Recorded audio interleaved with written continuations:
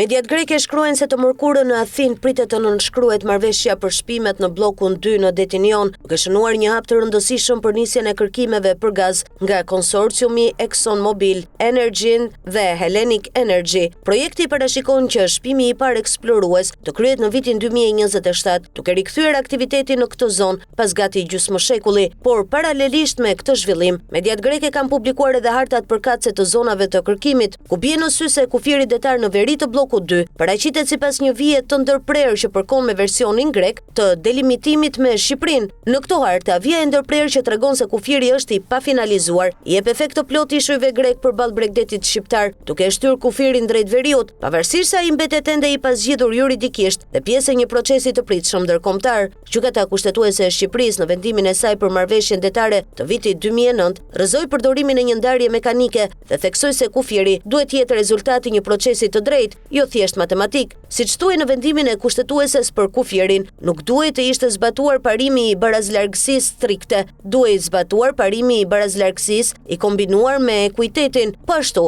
gjykata vuri në dukje efektin shtrembërues të ishujve grek në këtë ndarje, duke thënë mes të tjerash se ishulli i Korfuzit krijon rrethana gjeografike në disfavor të palës shqiptare. Pjesë e konsorciumit që do të kryejë shpimet është kompania gjigande amerikane ExxonMobil, ku disa muaj më parë u emërua ish ambasadori amerikane në Tiranë, Yuri Kim. Ndërsa në ceremoninë e kontratës së shpimit për bllokun 2 në detin jon veri perëndimor, do të marrë pjesë veç palës greke edhe ambasadoria e Shteteve të Bashkuara në Athinë, Kimberly Guilfoyle, që pak javë më parë ishte në një takim me kryeministrin Edi Rama në Tiranë. Kontrata e shpimit për bllokun 2 në detin jon veri perëndimor do të nënshkruhet sot më 15 prill, duke shënuar një hap vendimtar drejt shpimit të parë eksplorues në vend në pothuajse gjysmëshekulli, thekson media greke. Konsorciumi në bashkëpunim me Ministrinë e Infrastrukturës Kombëtare, Energjisë dhe Burimeve Ujore po vazhdon me zbatimin e shpejtë të shpimeve eksploruese nga Stena Drill Max. Stena Drill Max është një anije shpimi e gjeneratës së 6 e ndërtuar në vitin 2007 nga Samsung Heavy Industries dhe operuar nga Stena Drilling. Ajo i përket serisë Drill Max, një grup anijesh me performancë të lartë, të projektuara për të shtyr kufit e shpimit në det të hapur. Një nga karakteristikat kryesore të Stena Drill Max është aftësia e saj për të operuar në ujëra ultra të thellë.